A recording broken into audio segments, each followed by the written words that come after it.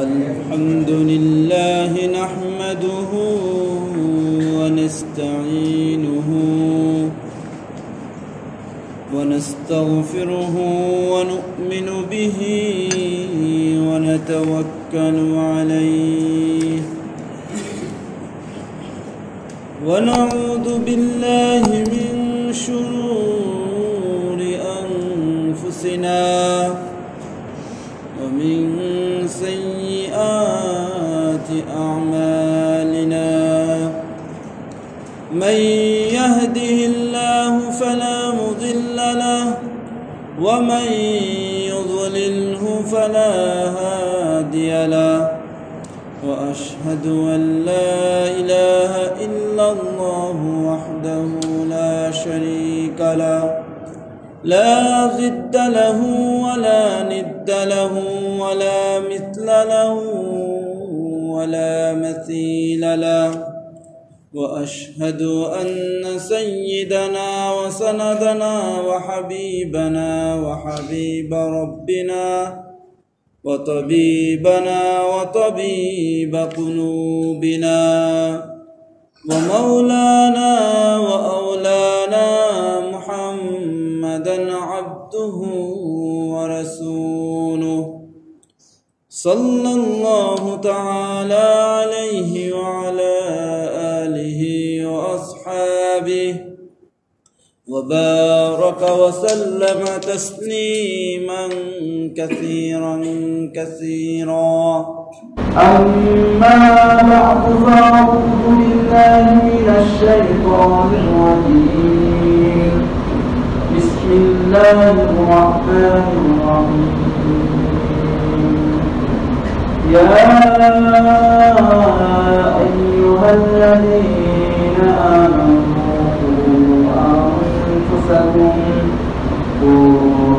أنفسكم وأهليكم نارا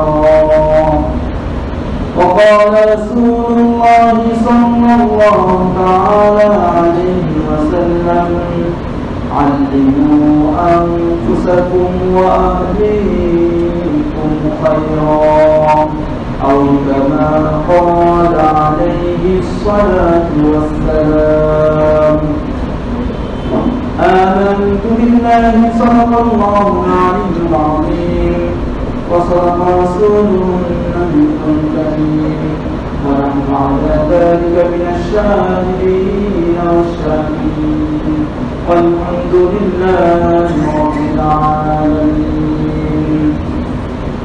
আল্লাহ সুবহানাহু ওয়া তাআলা অগণিত অসংখ্য শুকরিয়া আদায় করছি যিনি আমাদেরকে সম্মানিত দিবসে সম্মানিত স্থানে সম্মানিত ইবাদত আদায় আসার তৌফিক দান করেছেন অন্তরের প্রস্তাব থেকে শুকরিয়া আদায় করছি আলহামদুলিল্লাহ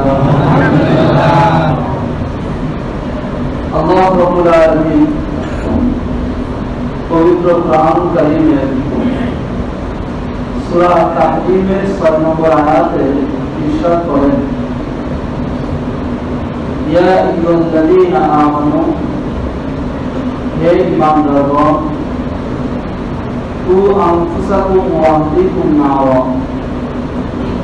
তোমরা নিজেদেরকে বাঁচাও এবং তোমাদের পরিবার পরিজনকে বাঁচাও আগুন থেকে التي وقودها الناس والحجارة যেই আগুনের কাষ্ঠ হবে জ্বালানি হবে মানুষ এবং পাথর এমন এই ভয়াবহ আগুন থেকে নিজকে বাঁচাও এবং সাথে পরিবার পরিজন সন্তান সন্ততিকেও বাঁচাও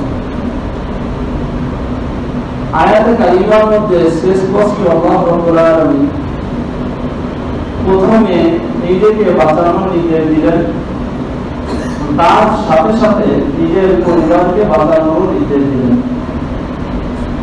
যেমনি ভাবে আত্মগোলা হওয়ার সুযোগ নাই তেমনি ভাবে শুধু নিজে আমল করে নিজের পরিবারের ব্যাপারে উদাসীন হওয়ার সুযোগ নেই দুটো একসাথে রিলেটেড সম্পর্ক যেভাবে দুনিয়াবী বিষয়ে শুধুমাত্র নিজে একার পেটের চিন্তা করি না, রাত দিন চেষ্টা করি পরিবারের সবার পেটের জন্য। নাকি এক পোয়া চাল কিনি বাজারে থেকে নিয়ে আসে, একটা ডিম কিনি বলেন না, বরং পরিবারের যে কয়েকজন সদস্য আছে তাদের যে পরিমাণ খাদ্য খাবারের প্রয়োজন তাই ক্রয় করি। জামা কাপড় শুধু নিজের কিনি এমন না, বরং পরিবারের যত সদস্য আছে সবার জন্য ক্রয় করি। আবাসন ব্যবস্থা নিজের একার করি, নিজে একা খাটে ঘুমাই না, বরং সবার জন্য খাটের ব্যবস্থা করি ইত্যাদি। এক কথায় নিজের জন্য যা কিছু করি তার থেকে আরো বরং পরিবারের জন্য বেশি করি। সাধারণত পুরুষরা নিজেরা কষ্ট করে পরিবারের সদস্যদেরকে আরামে রাখে, এটা পুরুষ জাতির অভ্যাস, এটা তাদের একটা বৈশিষ্ট্য। নিজের যদি বাবা হয় তো সন্তানদের জন্য, স্ত্রীর জন্য, মা ভাই বোনের জন্য সে কষ্ট করতে রাজি, তাদের একটু আরাম দেওয়ার জন্য, তাদের একটু শান্তি দেওয়ার জন্য। তারা অন্যদেরকে খাওয়ায়, তারা নিজেরা খুশি হয়। পুরুষ জাতি নিজের করে শান্তি পাওয়ার থেকে অন্যকে করিয়ে শান্তি পায়, আনন্দ পায়, এটা তাদের বৈশিষ্ট্য। তো যেভাবে একজন পুরুষ, একজন অধিকর্তা, একজন অভিভাবক শুধু নিজেকে বাঁচানোর চেষ্টা করে না, নিজের পেটের চিন্তা করে না, বরং আরো 10টা পেটের চিন্তা করে, পরিবারের 10 জনের চিন্তা করে, দুনিয়ার সুখ স্বাচ্ছন্দ্যের আরাম আয়েশের চিন্তা করে, বিপদ আপদ বালা মুসিবত দূর করার দিকে মুক্তির চিন্তা করে।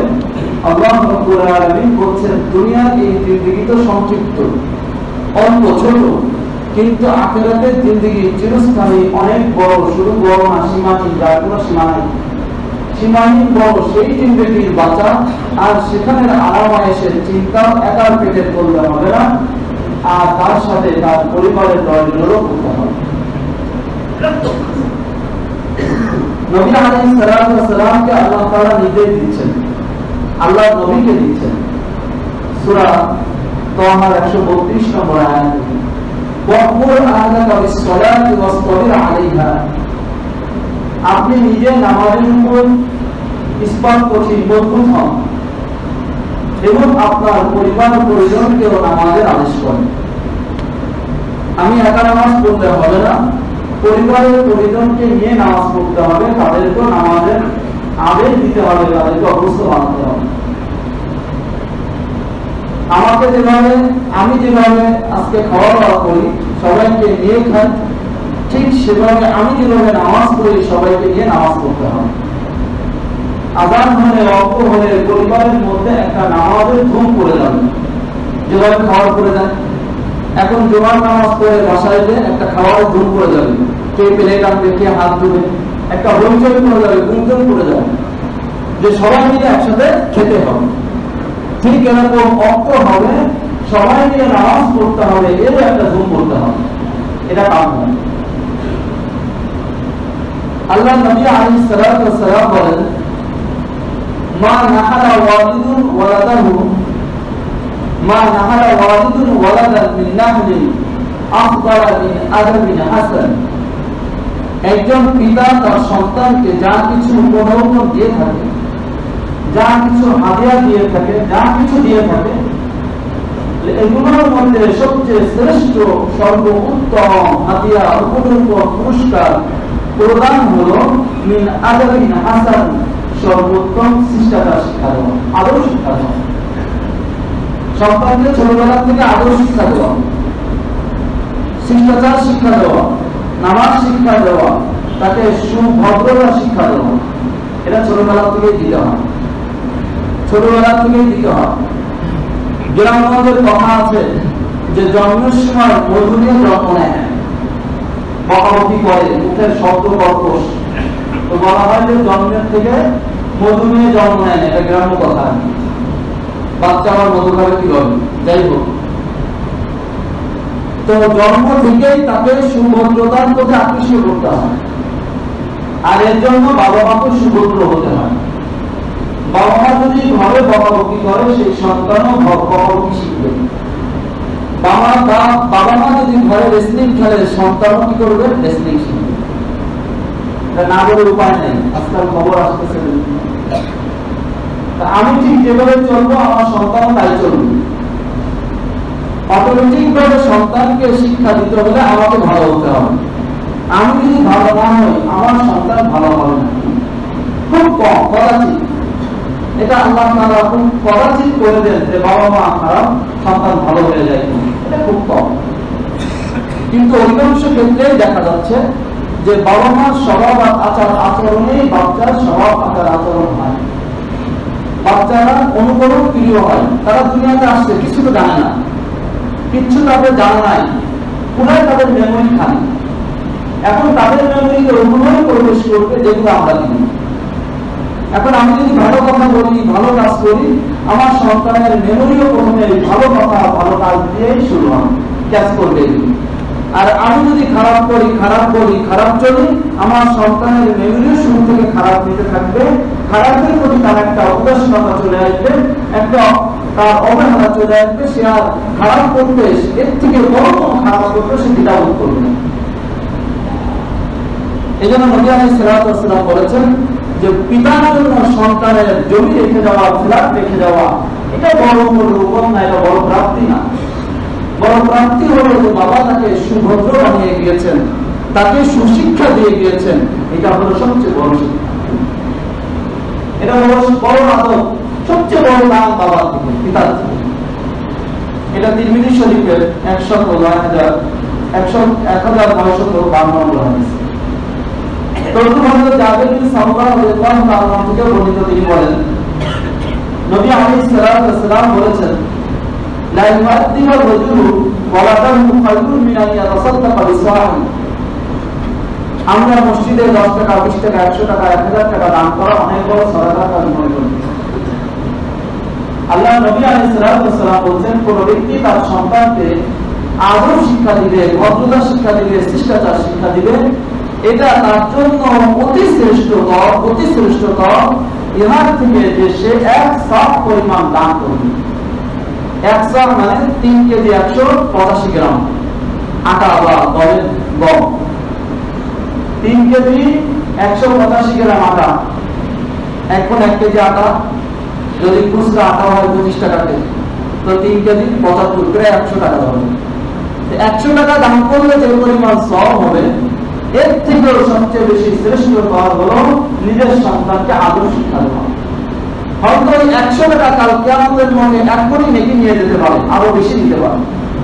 আল্লাহ তাআলা নবী আলাইহিস সালাম বলেন, যখন কোন বান্দা, বুখারীর হাদিস, একটা নেকির কাজের খালি ইচ্ছা করে মনের মধ্যে, হাম মানে হাসান, হাদিসে শব্দ হাম মানে মনের মধ্যে আশা, এখনো নিয়াত করে নাই, মনের মধ্যে এসেছে খালি নিয়াত। তো একটু মজবুত জিনিস, আমি নামাজ পড়তেছি আল্লাহু আকবার, একটু মজবুত। যেমন আমরা এসেছি নামাজের এখন হাম করেছি, এখনো নিয়াত করি নাই, নাকি নিয়াত করছি? এখন নামাজের নিয়াত করি নাই, হাম করছি, ইচ্ছা, মনের মধ্যে একটা অনুপ্রাণিত ভাব এসেছে। এরকম কারো যখন নেকির কাজের একটু খালি মনের মধ্যে ভাব আসে, আল্লাহ তাআলা সাথে সাথে তাকে একটি নেকি দান করেন। আর যখন বান্দা ওই নেকিটা সম্পাদন করে ফেলে, নিয়াত করে শুরু করে দেয়, তখন আল্লাহ তাআলা তাকে কমপক্ষে 10 গুণ সওয়াব দান করেন। এবং এটাকে তার ইখলাসের কারণে, আমলের গুণ বড়তার কারণে 700 গুণ থেকে আরো বেশি আল্লাহ তাআলা বৃদ্ধি করে দিতে পারেন। এটা আল্লাহ কোরআনে বলেছেন, বুখারীর হাদিসে এসেছে। তো 100 টাকা এরকম যে নিয়াত করছে, এক নেকি তো হয়ে গিয়েছে। 100 টাকা দান করলো 10 গুণ সওয়াব, 1000 টাকার সওয়াব পেয়ে গেল অটোমেটিক। ইখলাসের কারণে, গুণগত মানের কারণে এটা 7000 টাকা হয়ে যেতে পারে, 7 লক্ষ হতে পারে, 7 কোটি হতে পারে, এত বড় নেকি হতে পারে। এবং এটা তো শুধু আজকের জন্য না, কিয়ামত পর্যন্ত এই মসজিদ থাকবে, এরকম সরাইখানা থাকবে, রাস্তা থাকবে, এতিমখানা থাকবে, মাদ্রাসা থাকবে, তো আমার সরকারে জারিয়া চলতে থাকবে। এতে যে সওয়াব আর ফজিলত হবে, তার থেকেও অতি শ্রেষ্ঠ হলো আমার সন্তানটা আদব শিখবে, শিষ্টাচার শিখবে, ভদ্রতা শিখবে। এটা আল্লাহ নবী সাল্লাল্লাহু আলাইহি ওয়াসাল্লাম বলতে চাচ্ছেন। এটা তিরমিজি শরীফের 1951 নম্বর হাদিস।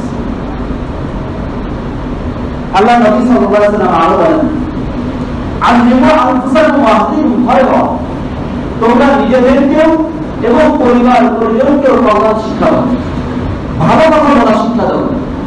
গীবত শেখায়, সমালোচনা শিক্ষা দিও না। যে সন্তান যে পরিবারে গড়ে ওঠে ওটাই শিখে। যে সন্তান থেকে তার ব্যবসা আরেকজনের পিছনে লেগে থাকে, তার সমালোচনা নিয়ে করে থাকে, তার সন্তানও তাই শিখে, এটা তার আলামত। আর যে সন্তান দেখে যে না আমার বাবা আরেকজন নিয়ে পিছিয়ে পড়ার সময় নাই, সে ভালো ভাবনায় করে যায়, মানুষের হেদায়েত নিয়ে, মানুষের চিন্তা নিয়ে থাকে, নিজের নিয়ে থাকে, সে সন্তান তেমন গড়ে ওঠে। আরেকজন নিয়ে পাশাপাশি করার টাইম নেই। বাবা যেমন নিজের ভালো শিখতে হবে, সন্তানকেও ভালো শেখানোর নির্দেশ দিচ্ছেন। আল্লিমু আনফুসাকুম ওয়া আহলিকুম খায়রা, নিজেকে এবং নিজের পরিবারকে তোমরা কল্যাণ শেখাও।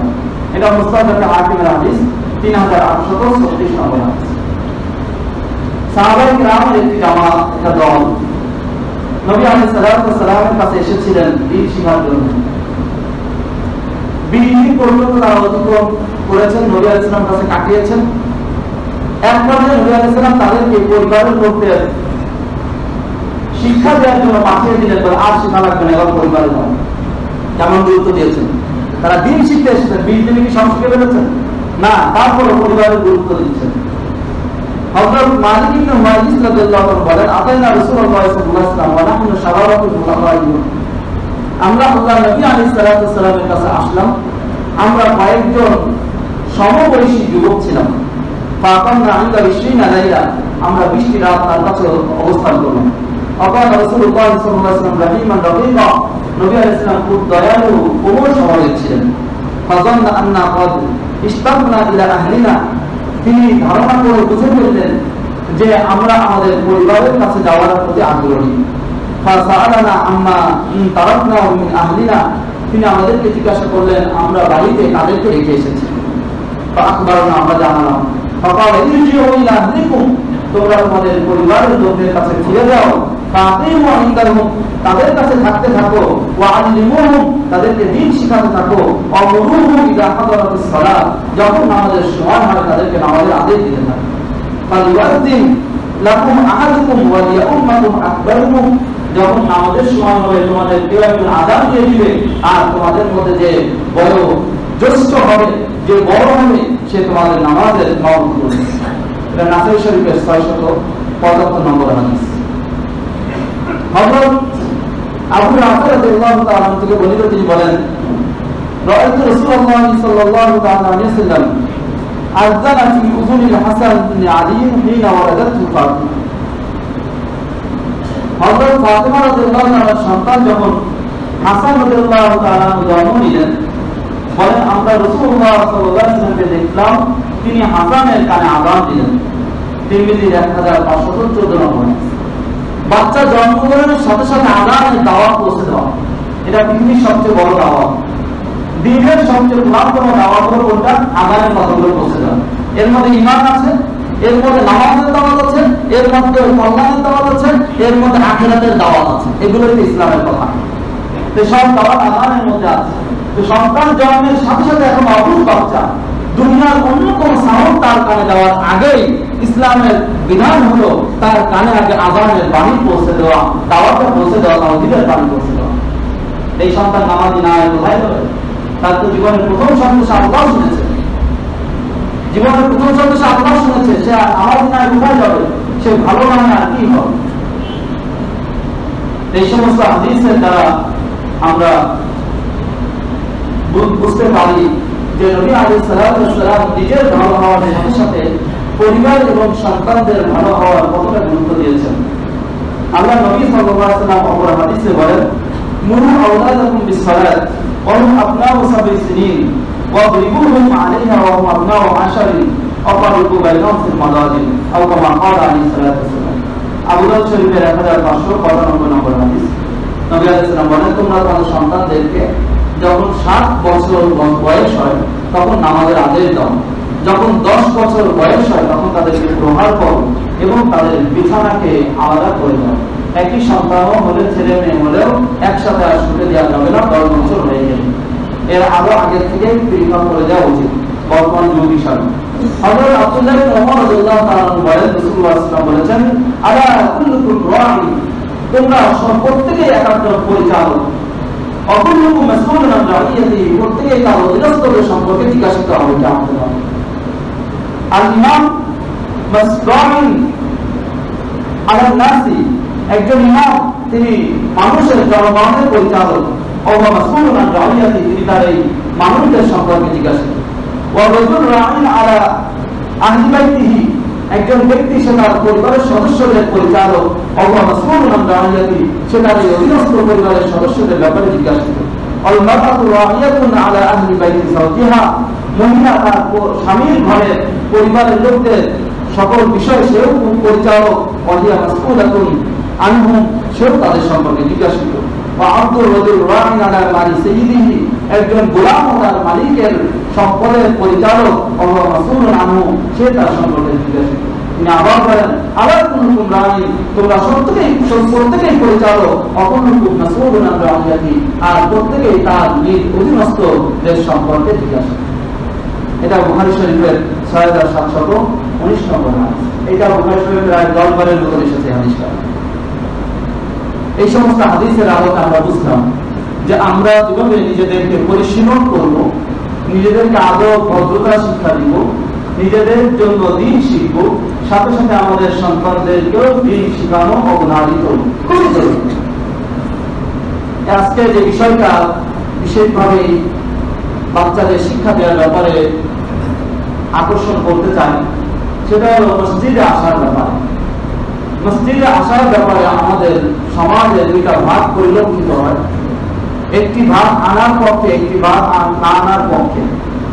একটি ভাগ আনলে খুব বিরক্ত বোধ করে, ভুলকুঞ্চিত করে, একটি ভাগ এনে আবার উন্মুক্ত ছেড়ে দেয়, মনে হয় যেন এটা একটা প্লেগ্রাউন্ড, খেলার ময়দান। একদম উন্মুক্ত, তার সন্তান খেলতে থাকবে, হাসতে থাকবে, মজা করতে থাকবে, আর মুসল্লিদের তার নিজেরও নামাজ নষ্ট হয়ে থাকবে, সবার নামাজ নষ্ট হয়ে থাকবে। বিষয়টা কি আসলে? হযরত তালহা রাদিয়াল্লাহু তাআলা আনহু থেকে বর্ণিত, তিনি বলেন বাইনামা নাহনু জুলুসুন ফিল মসজিদ, একদিন আমরা মসজিদের মধ্যে বসেছিলাম, ইসফারাদ আলাইনা রাসূলুল্লাহ সাল্লাল্লাহু আলাইহি ওয়াসাল্লাম, নবী আলাইহিস সালাতু ওয়াস সালাম আমাদের মাঝে তার ঘর থেকে বের হয়ে আসলেন। ইয়াহমিল উমামা বিনতে আবিল আব্বাস ওয়া উম্মাহা যায়নাব বিনতে রাসূলিল্লাহ সাল্লাল্লাহু আলাইহি ওয়াসাল্লাম, তার নাতি হযরত ইবনুল আস, আবুল আস রাদিয়াল্লাহু তাআলা মেয়ে উমামা, অর্থাৎ তার মেয়ে যায়নাবের মেয়েকে নিয়ে তিনি বহন করে বের হয়ে আসলেন। ওয়া সাবিয়াতুন ইয়াহমিলুহা, সে একটা বাচ্চা, ছোট মানুষ, তাকে বহন করে তিনি আসলেন। ফাসাল্লাল্লাহু রাসূলুল্লাহ সাল্লাল্লাহু আলাইহি ওয়াসাল্লাম, নবী রাসূল নামাজ পড়লেন, ওয়াহি আলা আতিহি ইয়াদাউহা, এমন অবস্থায় যে সেই নাতিন তার কাঁধের উপরই রাখছে, মানে কাঁধে নাতনিকে নিয়েই তিনি নামাজ পড়লেন। ইযরাকা ওয়া ইউরিদুহা, যখন রুকু করতেন কাঁধে দিতেন, আবার রেখে দিতেন, ইযা কাওমা, তখন দাঁড়িয়ে যেতেন। হাত্তা কাওয়া সালাত ওয়া ইয়াফালুল কাবীর, এভাবে তিনি নামাজকে সম্পাদন করলেন। বুখারীর 104 নম্বর হাদিস, মুসলিমের 543 নম্বর হাদিস, আবু দাউদের 149 নম্বর হাদিস। হযরত আবু হুরায়রা রাদিয়াল্লাহু আনহু থেকে বর্ণিত, তিনি বলেন নবী আলাইহিস সালাতু ওয়াস সালাম একবার নামাজের মধ্যে বাচ্চাদের আওয়াজ শুনতে পেলেন। সামিআ নবী সাল্লাল্লাহু আলাইহি ওয়াসাল্লাম সাওতা সাবিয়্যিন ফি সালাত ফাখাফফা, তিনি বাচ্চাদের আওয়াজ শুনে নামাজকে হালকা করে দিলেন। এটা মুসনাদ আহমদের 9581 নম্বর হাদিস। হযরত বুরায়দা রাদিয়াল্লাহু আনহু বলেন একবার নবী আলাইহিস সালাতু ওয়াস সালাম খুতবা দিচ্ছিলেন, ফাজাল হাসান ও হুসাইন রাদিয়াল্লাহু তাআলা আনহুমা, হাসান হুসাইন রাদিয়াল্লাহু তাআলা আসলেন। ওয়া আলাইহিমা কামিসানি আহমারানি ইয়াসিরান ফিমা, তারা দুইজন সুন্দর দুইটা লাল জামা পরা ছিল এবং সেই দুইটা পরে হাসতে হাসতে আসতেছিলেন, মানে পায়ে লেগে যাচ্ছিল, পড়ে যাচ্ছে এমন একটা ভাব। নবী আলাইহিস সালাতু ওয়াস সালাম তিনি তার কথা বন্ধ করে, খুতবা বন্ধ করে নেমে গেলেন। নেমে গিয়ে তিনি তাদেরকে জড়ায় ধরে নিয়ে আসলেন। বললেন আল্লাহ সত্য বলেছেন, ইন্না আমওয়ালাকুম ওয়া আওলাদুকুম ফিতনা, তোমাদের মাল, তোমাদের সম্পদ হলো তোমাদের জন্য ফিতনা, পরীক্ষা। এই দুইজন তারা জামা হেসে আসতেছিল, এজন্য আমি তাদেরকে কথা বন্ধ করে নিয়ে এসেছি। বাচ্চা মানুষ ক্ষতি হবে, কথা বলার থেকেও ক্ষতি থেকে বাঁচা দরকার, এজন্য নবী আলাইহিস সালাম এরকম করেছেন। এটা নাসাই শরীফে এসেছে। হযরত হাসান রাদিয়াল্লাহু আনহু প্রায় সময় নবী আলাইহিস সালাম নামাজ পড়াকালীন ওনার কাঁধের উপর এসে চড়াও হয়ে যেতেন, বসে যেতেন। এটা মুসনাদ আহমদের উল্লেখ এসেছে 20448 নম্বর হাদিস। এই গেল নবী আলাইহিস সালাতু ওয়াস সালামের আমল, সাহাবাদের আমল। নবী আলাইহিস সালাম যখন আশুরা রোজা রাখার নির্দেশ দিলেন, সেই সময় সাহাবায়ে কেরামদের তিনি ঘোষণা, একজন ঘোষককে পাঠিয়ে দিলেন মদিনার ঘরে ঘরে, রাস্তায় রাস্তায়, যে যে এখনো সকালে খানা খাও নাই, আজকে দিনে খানা খাও নাই, কিছু পানাহার করো নাই, সে আর খেয়ে না, সে দিনের শেষ পর্যন্ত রোজা রেখে। তখন সাহাবায়ে কেরাম বর্ণনা করেন যে আমরা রোজা রাখতাম, আমরা আমাদের বাচ্চাদেরকেও রোজা রাখতাম, ছোট ছোট বাচ্চাদের, যদি আল্লাহ চাই, অর্থাৎ সবাই পারতাম না, যাদের আল্লাহ চাইতো তাদেরকে রাখাতাম। আমরা এদেরকে মসজিদে নিয়ে আসতাম, সাথে এদেরকে তুলা দিয়ে তৈরি এক ধরনের খেলনা দিয়ে দিতাম। যখন আমরা ইফতারের সময় হতো, দেখতাম এরা কান্নাকাটি করছে, খেলনা ধরে দিতাম, ওরা খেলতো আর আমরা ইফতারি করে দিতাম। এটা মুসলিম শরীফের 1136 নম্বর হাদিস। এভাবে বিভিন্ন হাদিসের মধ্যে সাহাবায়ে কেরামের আমলের মধ্যে বর্ণনা এসেছে যে এমন একদিন ঘটেছে, ঈশার নামাজ নবী ইসলামের পড়তে দেরি হয়েছে, বাচ্চারা এসে মসজিদে ঘুমাই গেছেন, নবী ইসলাম পরে ডেকে তুলে নামাজ পড়িয়েছেন। এই জন্য হলো বাচ্চাদের আসার ব্যাপারে ইসলামী শরিয়াতের নির্দেশনা। এতে আমরা বুঝলাম যে মসজিদে যদি বাচ্চারা আসতে চায় তাদেরকে আসতে বাধা দেওয়া যাবে না।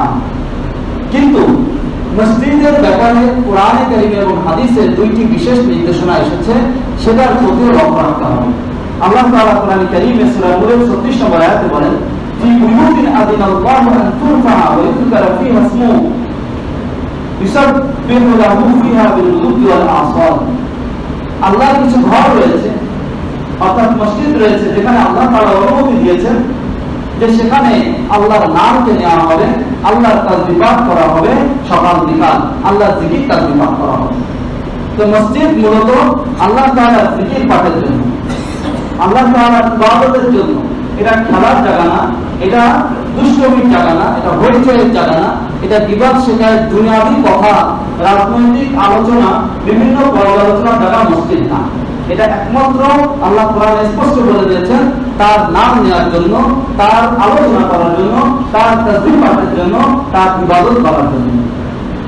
এখন নবী আলাইহিস সালামের মদিনার মসজিদে এক বেদুইন আসলো। বেদুইন জানে না মসজিদের আদব কায়দা, নিয়ম কানুন কিছু জানে না। আসার পরে তার পেশাবের ব্যাগ দেখা দিল, সেই মসজিদের এক সাইডে বসে পেশাব করা শুরু করলো।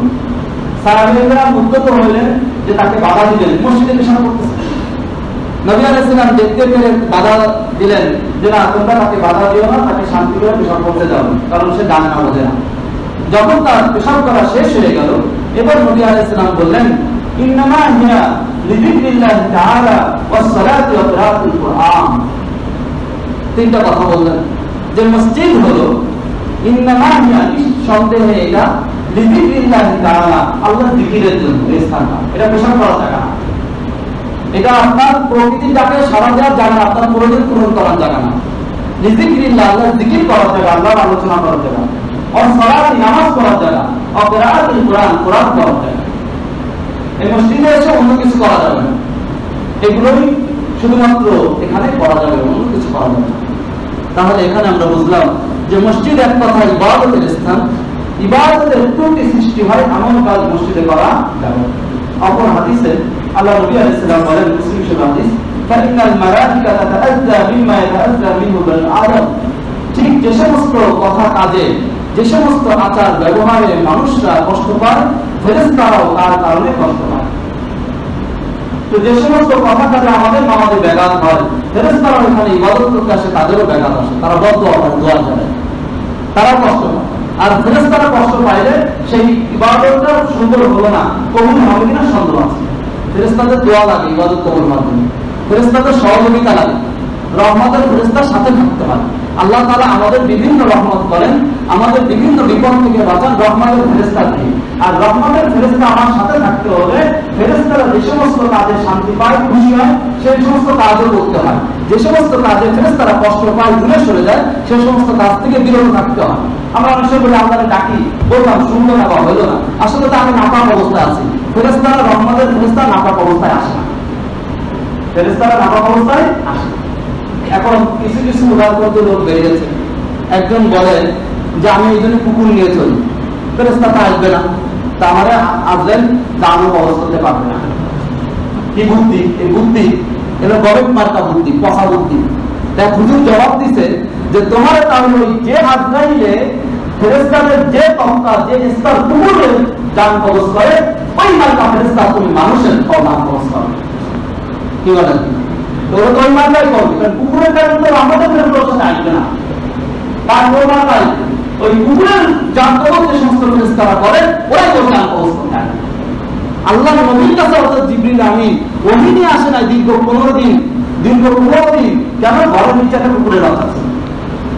চিন্তা করেন, উনি যে এদিকে কোন ভাবে ঢুকে গেছে? জিবরিল আমিন ঢুকতেছেন না ঘরের মধ্যে, কুকুরের রাতে কেন ঢুকে গেল? ফেরেশতারা এত দূরে থাকে এই সমস্ত মাখলুক থেকে, এই সমস্ত প্রাণী থেকে। আল্লাহ সৃষ্টি করেছেন, কিন্তু তারা এগুলো পছন্দ করে না। তারা আল্লাহর এই নির্দিষ্ট মাখলুকগুলোর সাথে তারা থাকতে পারে না। আর আমরা এগুলো নিয়ে ঘুমাই, অনেকে তো এগুলো নিয়ে চলে, কেউ কেউ করে খুব ভালো লাগে, মানুষের আওয়াজ ভালো লাগে না, কেউ ভালো লাগে। তো এই সমস্ত বিষয়গুলো মানুষের কষ্ট হয়, এগুলো পাওয়া যাবে না। নবী আলাইহিস সালাতু ওয়াস সালাম আরো বলেন, মান আকালা মিন হাযিহি শাজারা ইয়ানি সুমা ফালা ইয়াতিয়ানাল মসজিদ, যারা পেঁয়াজ খায়, পেঁয়াজ রসুন খায়, গন্ধমূলক এই ধরনের খাদ্য খায়, তারা যেন মসজিদে না আসে, অর্থাৎ মুখ না ধুয়ে না আসে। কারণ ওই গন্ধ পাইলে ফেরেশতারা মসজিদে প্রবেশ করে না, ফেরেশতারা আসে না, তারা কষ্ট পায়।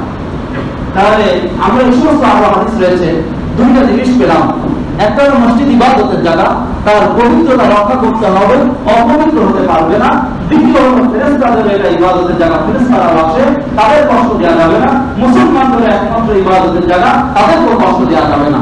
যদি এই দুইটা শর্ত রক্ষা করা যায় তাহলে বাচ্চারা আসতে পারে, কোনো সমস্যা নাই। আর যদি এই দুইটা শর্ত রক্ষা করা না যায় তাহলে বাচ্চারা আসতে পারবে না, মসজিদে থাকতে পারবে না, তাদেরকে বের করে দিতে হবে। হযরত ওমর রাদিয়াল্লাহু তাআলা থেকে বর্ণিত, তিনি একবার দেখলেন মদিনার মসজিদে বাচ্চারা খেলা করতেছেন, তিনি তাদেরকে মার দিলেন। ইমাম ইবনে কাসির তার তাফসীরের মধ্যে এই ঘটনাটি উল্লেখ করেছেন। আরো অনেক হাদিস এরকম রয়েছে। আর এই জন্য বাচ্চাদের মূলত বাচ্চাদের স্থান হলো পুরুষদের পরে তারা পিছনে দাঁড়াবে, একদম পুরুষদের পরে যে বাচ্চারা দাঁড়াবে। কিন্তু এই যুগের বাচ্চাদের যদি পিছনে দেওয়া হয় তো ওখানে বিশাল এক পল্টন ময়দান তৈরি হয়ে যাবে বা স্টেডিয়াম তৈরি হয়ে যাবে। এই জন্য বর্তমান ফুকাহারা বলেছেন যে বাচ্চাদেরকে একজনের ফাঁকে ফাঁকে দিয়ে দিতে, দুইটি বাচ্চা যাতে একসাথে না থাকতে পারে, দুষ্টামি না করতে পারে।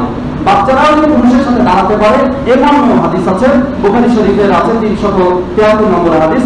আজকে আর সময় অনেক নিব না, সময় হয়ে গেছে। তো এই সমস্ত হাদিসের দ্বারা আমরা স্পষ্ট বুঝতে পেলাম আমরা বাচ্চাদেরকে মসজিদে অবশ্যই আনবো, আনার মতো নবী আলাইহিস সালাম উদ্বুদ্ধ করেছেন, কিন্তু বাচ্চাদেরকে বুঝাই শোনায় নিয়ে আসবো। এটাও একটা হাদিস দিয়েছে, যেটা সময় হয় নাই, যে সাহাবায়ে কেরাম বাচ্চাদেরকে বুঝে সুঝে নামাজে নিয়ে আসতেন। বুঝে সুঝে নিয়ে আসতে হবে যে মসজিদ এমন জিনিস, মসজিদে এই করা যায়, এই করা যায় না।